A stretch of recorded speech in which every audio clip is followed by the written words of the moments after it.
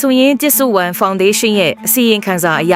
2025ခုနှစ်အလဲပိုင်းအထိမြန်မာနိုင်ငံသား6000ကျော်ဟာနိုင်ငံရေးမတည်ငြိမ်မှုတွေကြောင့်ချင်းမိုင်မြို့ကိုပြောင်းရွှေ့အခြေချလာခဲ့ကြပါတယ်။ဒီဇိုင်းတက်မှာတော့အရင်လိုအခြေခံအလုပ်သမားတွေတင်မဟုတ်ပဲပညာတတ်ပညာရှင်တွေနဲ့လုပ်ငန်းရှင်တွေပါဝင်လာတာပါ။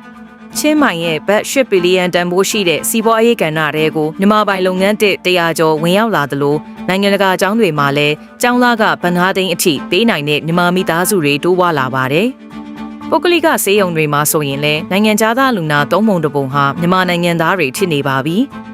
ပညာရှင်တချို့ဟာလုပ်ငန်းလိုင်စင်ကန့်သက်ချက်တွေကြောင့်သူတို့ပညာနဲ့မတန်တဲ့အလုပ်တွေလုပ်နေရပေမဲ့လည်းသူတို့ရဲ့ရင်းနှီးမြှုပ်နှံမှုတွေဟာထိုင်းနိုင်ငံရဲ့စီးပွားရေးအတွက်အားကိုးရတဲ့အင်ဂျင်အသစ်တစ်ခုဖြစ်လာနေပါတယ်။သတင်းအပြည့်အစုံကိုဖတ်ရှုလိုပါကမင်္ဂလာသတင်း Facebook စာမျက်နှာသို့တွားရောက်ကြည့်ရှုနိုင်ပါတယ်ရှင်။နေ့စဉ်သတင်းများအတွက်မင်္ဂလာသတင်း channel ကို follow လုပ်ထားဖို့မမေ့ပါနဲ့နော်။